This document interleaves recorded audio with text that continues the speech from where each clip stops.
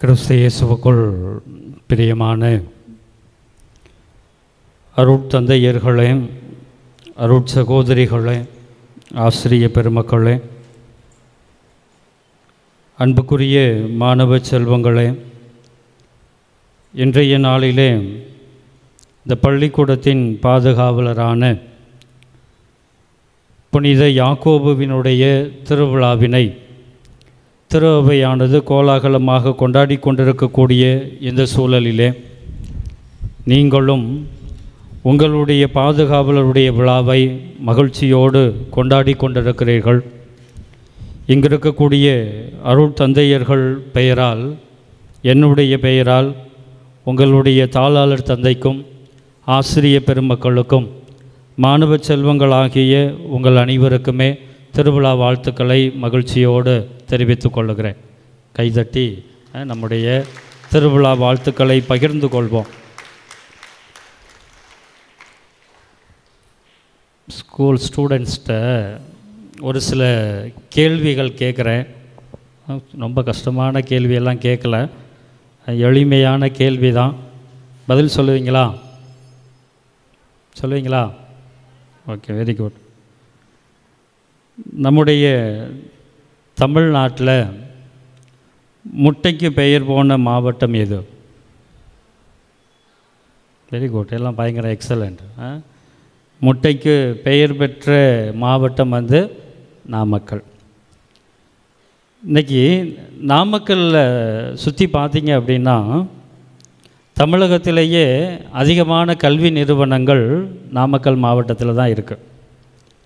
இந்த TNPSC, IAS academies இவை எல்லாமே அந்த நாமக்கல் மாவட்டத்தை சுற்றி மற்ற மாவட்டங்களை விட அதிகமாக இருக்கின்றன.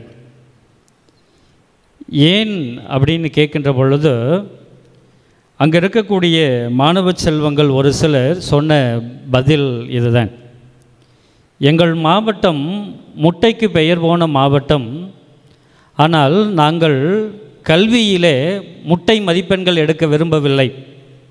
நாங்கள் கல்வி அறிவிலே உயர்ந்த மாணவ செல்வங்களாக 100க்கு 100 வாங்கக்கூடிய மாணவ செல்வங்களாக இருக்க வேண்டும் என்பதற்காக இரவு பகல் என்று பாராமல் அயராது உழைத்து அயராது படித்து எங்களுடைய மாவட்டத்தை உயர்ந்த நிலைக்கு கொண்டு வர வேண்டும் என்று உழைத்தோம்.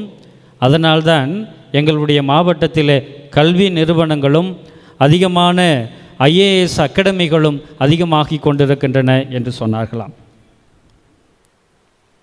காட் ஆஃப் கிரிக்கெட் யார்?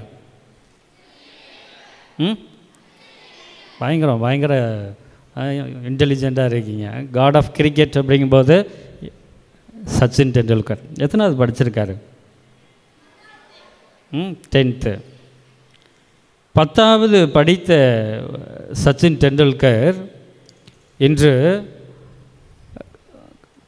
காட் ஆஃப் கிரிக்கெட் என்று அழைக்கப்படக்கூடிய அளவுக்கு உயர்ந்திருக்கிறார் என்றால், அவரை பார்த்து பத்திரிகையாளர்கள் கேட்டார்கள், நீங்கள் 10வது கூட ஃபெயில்னு கேள்விப்பட்டோம், நீங்கள் இந்த உலக மக்கள் அனைவராலுமே போராட்டப்படக்கூடிய அளவுக்கு, உங்களை போற்றக்கூடிய அளவுக்கு இந்த உயர்ந்த உன்னதமான மாண்புமிக்க நிலையை எப்படி அடைந்தீர்கள் என்று கேட்ட பொழுது, காட் ஆஃப் கிரிக்கெட் என்று அழைக்கப்படக்கூடிய சச்சின் டெண்டுல்கர் என்ன சொன்னார் அப்படின்னா, நான் 10வது ஃபெயில் ஆகிட்டேனே, அல்லது 10வதுக்கு மேலே என்னால் படிக்க முடியவில்லையே அப்படிங்கிற வருத்தத்தோடு நான் அமர்ந்து விடவில்லை.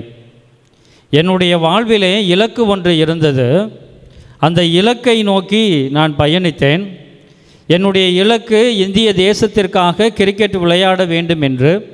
அந்த இலக்கை அடைவதற்காக இரவு பகல் என்று கடுமையான முயற்சிகளையும் கடுமையான பயிற்சிகளையும் மேற்கொண்டேன்.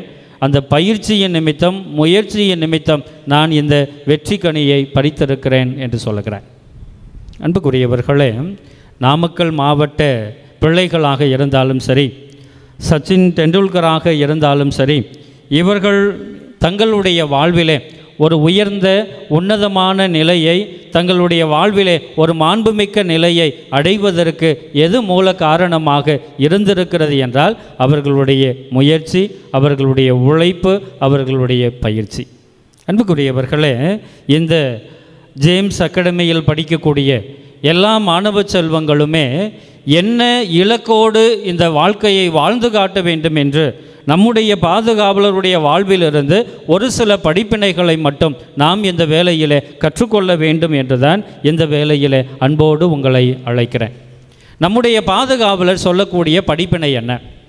நாம் ஒரு உயர்ந்த நிலையில் அடைய வேண்டும் என்றால், நம்முடைய இலக்கு நோக்கிய பயணம் வெற்றியை நமக்கு கொண்டு வர வேண்டும் என்றால் நாம் என்ன செய்ய வேண்டும் என்பதற்கு நம்முடைய பாதுகாவலர் புனித யாக்கோபு தான் எழுதிய திருமடல் அதிகாரம் 1 இறைவசனம் 5 என்ன சொல்லுகிறார் என்றால், உங்களில் யாராவது அறிவு குறைந்தவர்களாக இருக்கிறோம் என்று நினைக்கிறீர்கள் என்றால், என்னிடம் ஞானம் இல்லை, என்னிடம் ஞானம் குறைவாக இருக்கிறது என்கின்ற உணர்வு என்னிடம் இருக்கிறது என்றால், நீங்கள் என்ன செய்ய வேண்டும் என்றால் ஞானத்தையும் அறிவையும் கொடுக்கும்படி ஆண்டவரிடம் கேளுங்கள் என்று சொல்லுகிறார்.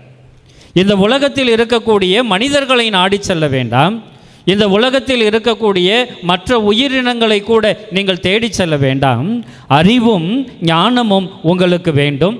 அந்த அறிவையும் ஞானத்தையும் வைத்துக்கொண்டு இந்த உலகத்திலே ஒரு உயர்ந்த நிலையை வெற்றி வீரராக நீங்கள் மாற வேண்டும், அடைய வேண்டும் என்றால் அதற்கு கடவுளை தேடுங்கள் என்கின்ற படிப்பினையை நம்முடைய பாதுகாவலர் கற்றுக் கொடுத்து கொண்டிருக்கிறார். அன்புக்குரியவர்களே, மாணவ செல்வங்கள் ஆகிய நீங்கள் அனைவருமே நல்ல விதத்தில் படிக்க வேண்டும், ஞானம் பெற்றவர்களாக இருக்க வேண்டும். நல்லது எது கெட்டது எது என்று பாகுபாடு பார்த்து பிரித்து கொண்டு நல்லதை வளர்த்து கொள்ள வேண்டும், கெட்டதை விட்டுவிட வேண்டும் என்கின்ற உணர்வினை நீங்கள் பெற்றுக்கொள்ள வேண்டும் என்றால் அதற்கு அடித்தளமாக இருக்கக்கூடிய ஞானத்தை கடவுளிடமிருந்து பெற்றுக்கொள்ள வேண்டும் என்று அழைப்பு கொடுக்கிறார். அதனால்தான் அன்புக்குரியவர்களே, ஆண்டவர் இயேசு கிறிஸ்துவிடம் ஒரு வாலிபர் ஒருவர், ஒரு இளைஞர் ஒருவர் போய் கேட்கிறார், நிலை வாழ்வை நான் பெற்றுக்கொள்வது எப்படி என்று. எத்தனையோ தலைமை குருக்கள் அந்த சூழலில் இருந்தார்கள், எத்தனையோ மறைநூல் அறிஞர்கள் இருந்தார்கள், மறைநூலை கற்று தேர்ந்து தெளிந்த எத்தனையோ பரிசெயர்கள் சதுசெயர்கள் இருந்தார்கள், எத்தனையோ ஞானிகள் என்று சொல்லப்படக்கூடிய மனிதர்கள் இருந்தார்கள். அவர்களிடமெல்லாம் இந்த கேள்விகளை கேட்காமல் அந்த இளைஞன் போய் ஆண்டவரை பார்த்து, நான் நிலை வாழ்வை உரிமையாக்கி கொள்ள வேண்டும் என்றால் நான் என்ன செய்ய வேண்டும் என்று கேட்கிறார். அன்புக்குரியவர்களே, வாழ்வில் நம்மிடம் இலக்கு இருக்கிறது, நாம் வெற்றி பெற வேண்டும் என்கின்ற உத்வேகம் இருக்கிறது. இந்த உத்வேகத்தை, இந்த வெற்றி கனவை நாம் அனைவருமே நனவாக்க வேண்டும் என்றால் நமக்கு அறிவும் ஞானமும் மிக மிக அவசியம் என்பதனை உணர்ந்து கொண்டு அந்த ஞானத்தை பெறுவதற்காக ஆண்டவரிடம் தஞ்சமடைய வேண்டும் என்றுதான் நம்முடைய பாதுகாவலர் நமக்கு அழைப்பு கொடுக்கிறார். அதனால்தான் நம்முடைய பாதுகாவலருடைய தாய் நம்முடைய பாதுகாவலரையும் அவருடைய சகோதரரையும் ஆண்டவரிடம் அழைத்து கொண்டு சென்று, நீங்கள் மாட்சியில் வரும்போது என் மகன் பக்கத்தில் இருக்கணும் அப்படின்னு சொல்லி வேண்டுகிறார்கள். ஏனென்றால் அந்த தாய்க்கும் தெரிகிறது, இந்த உலகத்தை படைத்தவர், இந்த உலகத்தை ஆளுகின்றவர், இந்த உலகத்தை ஆளப்போகிறவர், இந்த உலகத்திற்கு தேவையான எல்லாவற்றையுமே கொடுக்கக்கூடியவர் இந்த ஆண்டவர் தான், இந்த கடவுள் தான் என்பதனை உணர்ந்த அந்த நிலையில்தான் நம்முடைய பாதுகாவலர் யாக்கோபுவினுடைய தாய் போய், என் மகன் உம்முடைய வலப்புறத்தில் அமர வேண்டும் என்று ஜெபிக்கிறார். பிரியமான பிள்ளைகளே, பெற்றோர்களே, நீங்கள் அனைவருமே ஞானத்தை பெற்றுக்கொள்ள வேண்டும் என்றால் நாம் அனைவருமே ஆண்டவரிடம் தஞ்சமடையக்கூடியவர்களாக இருக்க வேண்டும் என்கின்ற அழைப்பு முதல் படிப்பினையாக நமக்கு கொடுக்கப்படுகிறது. இரண்டாவது படிப்பினையாக நம்முடைய பாதுகாவலர் நம் எல்லோருக்குமே கொடுக்கக்கூடியது என்ன என்றால், நீங்கள் அனைவருமே துணிச்சல் மிக்கவர்களாக இருக்க வேண்டும், துணிச்சல் படைத்தவர்களாக இருக்க வேண்டும் என்கின்ற அழைப்பினை நமக்கு கொடுக்கிறார். நம்முடைய பாதுகாவலர் உண்மையிலேயே துணிச்சல் மிக்கவராக இருந்தாரா அப்படின்னு கொஞ்சம் யோசித்து பார்த்தீங்கன்னா, நீங்கள் என்ட்ரன்ஸில் நம்முடைய பாதுகாவலருடைய படம் இருக்குது. நம்முடைய பாதுகாவலர் எதில் பயணம் செய்கிறார்? குதிரை. அது எல்லாருக்கும் நல்லா தெரியுது. குதிரையில் யார் போவான்? படை வீரர், ஒரு போர் வீரர். போர் வீரர் படை வீரராக நம்முடைய பாதுகாவலர் சித்தரிக்கப்படுகிறார். அந்த போர் வீரர் கோழைத்தனத்தோடு இருக்க முடியாது. போர் வருகிறது அப்படின்னு சொன்னால் ஓடி ஒளிந்து கொள்ள முடியாது. அவர் வெற்றி வீரராக பயணிக்கிறார் என்றால் துணிச்சல் மிக்கவராக நம்முடைய பாதுகாவலர் இருந்திருக்கிறார். அதை இன்னொரு விதத்திலே நாம் புரிந்து கொள்ள வேண்டும் என்றால், ஆண்டவர் இயேசு கிறிஸ்து நம்முடைய பாதுகாவலர் யாக்கோபுவையும் அவருடைய சகோதரரையும் அவருடைய தாயையும் பார்த்து கேட்பார், நான் குடிக்கக்கூடிய துன்ப கிண்ணத்தில் நீங்கள் குடிக்க முடியுமா அப்படின்னு. எல்லாரும் என்ன சேர்ந்து என்ன சொல்லுவாங்க? என்ன சொல்லுவாங்க? குடிக்க முடியும் அப்படின்னு சொல்லுவாங்க. குடிக்க முடியும் அப்படின்னு சொல்லுவாங்க. நான் குடிக்கக்கூடிய துன்ப கிண்ணத்தில் நீங்கள் குடிக்க முடியுமா அப்படிங்கிறத இன்னும் கொஞ்சம் ஆழமாக சிந்தித்து பார்த்தோம் என்றால், ஆண்டவர் இயேசு கிறிஸ்து அவர்களை பார்த்து என்ன கேட்கிறார் என்றால், நான் பாரமான சிலுவையை என்னுடைய தோளிலே சுமக்கப் போகிறேன், நீங்கள் சுமக்க தயாராக இருக்கிறீர்களா? என்னுடைய தலையிலே முள்முடியை சூடிக்கொள்ளப் போகிறேன், அதே போல நீங்களும் உங்களுடைய தலையிலே முள்முடியை தாங்கிக் கொள்ள தயாராக இருக்கிறீர்களா? என்னுடைய கைகளிலும் கால்களிலும் ஆணிகளால் அடி வாங்க போகிறேன், ஆணிகளால் அறையப்பட போகிறேன், அதனை போல நீங்களும் உங்களுடைய கால்களிலும் உங்களுடைய கைகளிலும் நீங்கள் ஆணிகளால் அடிக்கப்பட தயாராக இருக்கிறீர்களா? நான் ஈட்டியால் என்னுடைய விழாவிலே குத்தப்பட தயாராக இருக்கிறேன், நீங்கள் குத்தப்பட தயாராக இருக்கிறீர்களா என்று கேட்கிறார். அப்போ இவங்க எல்லாருமே என்ன சொல்கிறாங்கன்னா, நாங்கள் தயாராக இருக்கிறோம் அப்படின்னு சொல்கிறாங்க.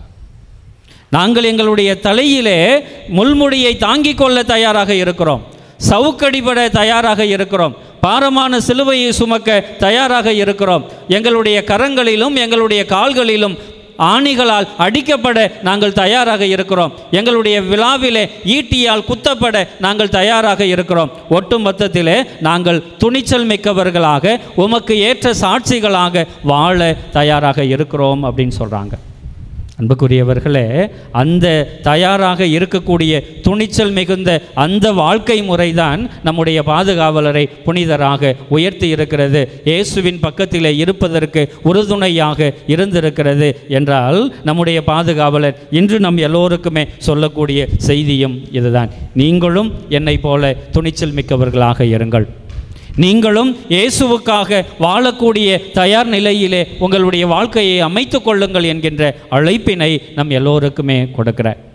பிரியமான சகோதர சகோதரிகளே, ஒரு கஷ்டப்படக்கூடிய மனுஷன் ஒருத்தன் ரொம்ப புலம்பிக்கிட்டே இருந்தானா, வாழ்க்கையில் நிம்மதியே இல்லை, எதை நினச்சாலும் நடக்கவே மாட்டேங்குது, வாழ்க்கையில் சாதிக்கணும்னு நானும் நினைக்கிறேன், ஒரு சாதனையும் புரிய முடியலை, தோல்விக்கு மேல் தோல்வி வருகிறது, வாழ்க்கையில் நிம்மதி கிடைக்கல, யார்கிட்ட போய் நிம்மதி வாங்கிறது, எங்கே போனால் நிம்மதி கிடைக்கும் அப்படின்னு புலம்பிக்கிட்டு இருக்கும் பொழுது அவனிடம் அவருடைய நண்பர் வந்து சொன்னாராம், இங்கே ஆலமரத்தடியில் ஒரு முனிவர் ஒருவர் இருக்கிறார், அவர்கிட்ட போனால் உனக்கு தேவையான நிம்மதியை அவர் கொடுப்பார், உன்னுடைய வாழ்வுக்கு தேவையான வெற்றியை அவர் கொடுப்பார் அப்படின்னு சொல்லுகின்ற பொழுது அதை ஏற்றுக்கொண்டு அந்த முனிவரை பார்க்க போகிறேன்.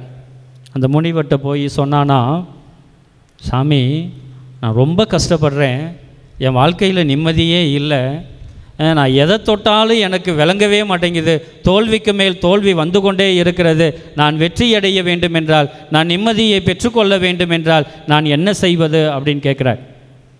அப்போ அந்த முனிவர் சொல்கிறாரு, உனக்கு 2 விதமான படிப்பினைகளை கற்றுக் கொடுக்க போகிறேன், அந்த 2ஐயும் நீ கடைபிடிச்ச அப்படின்னு சொன்னால் நீ வெற்றி அடையலாம் அப்படின்னு சொல்லிட்டு அவர் என்ன சொல்கிறாருன்னா, நீ தினமும் ஒரு மந்திரம் சொல்லணும். அவர் சொல்லக்கூடிய முதல் படிப்பினை, நீ தினமும் ஒரு மந்திரம் சொல்லணும். 2வது என்ன அப்படின்னா, தினமும் ஒரு வாழைப்பழம் சாப்பிடணும் அப்படின்னு சொன்னாராம். உடனே இந்த மனுஷன், சாமி ரஸ்தாளி பழம் சாப்பிட்றதா பூவம்பழம் சாப்பிட்றதா அப்படின்னு கேட்குறான். முனிவர் அவனை பார்த்து சொல்கிறாரு, நீ ஒருபோதும் நிம்மதியை பெறவே முடியாது, நீ ஒருபோதும் வெற்றியவே பெற முடியாது அப்படின்னு சொல்கிறார். கொஞ்சம் ஷாக் ஆகிட்டான். சாமி நீங்கள் தானே சொன்னீங்க தினமும் ஒரு வாழைப்பழம் சாப்பிடணும் அப்படின்னு சொன்னீங்க, என்ன பழம் சாப்பிடணும்னு கேட்டது தப்பா அப்படின்னு கேட்கின்ற பொழுது அந்த முனிவர் சொன்னாராம், உனக்கு முதல் படிப்பினையாக என்னப்பா கொடுத்தேன்? என்ன கொடுத்தாரு? மந்திரம் சொல்லணும். என்ன மந்திரம்னு நீ கேட்டியா? மந்திரம் சொல்லணும்னு சொன்னேனே, அது என்ன மந்திரம்னு நீ கேட்டியா? அதை நீ கேட்கல. 2வது படிப்பினையாக இருக்கக்கூடிய என்ன வாழைப்பழம் சாப்பிடணுன்னு மட்டும் குறியாக இருக்கிற, அதனால் சாப்பிட்றதில் மட்டும் குறியாக இருந்தேன்னா ஒருபோதும் நீ வெற்றி பெற முடியாது, நீ மந்திரம் சொல்ல பழகிக்கொள், அப்போ தான் நீ வெற்றி அடைய முடியும் அப்படின்னு சொன்னாராம். இன்றைக்கி உங்களுக்கு தாரகை மந்திரமாக நம்முடைய பாதுகாவலர் சொல்லக்கூடியது இதுதான், ஞானத்தை தேடக்கூடியவர்களாக இருங்கள், அந்த ஞானத்தையும் கடவுளிடமிருந்து பெற்றுக்கொள்ள வேண்டும் என்கின்ற முனைப்போடு இருங்கள், துணிச்சலோடு இருங்கள். அந்த துணிச்சல் உங்களுடைய வாழ்வுக்கு தேவையான வெற்றியை கொடுக்கும் என்கின்ற உணர்வோடு வாழ இறையருள் வேண்டி இந்த திருப்பலியிலே நாம் பக்தியோடு தொடர்ந்து ஜெபிப்போம்.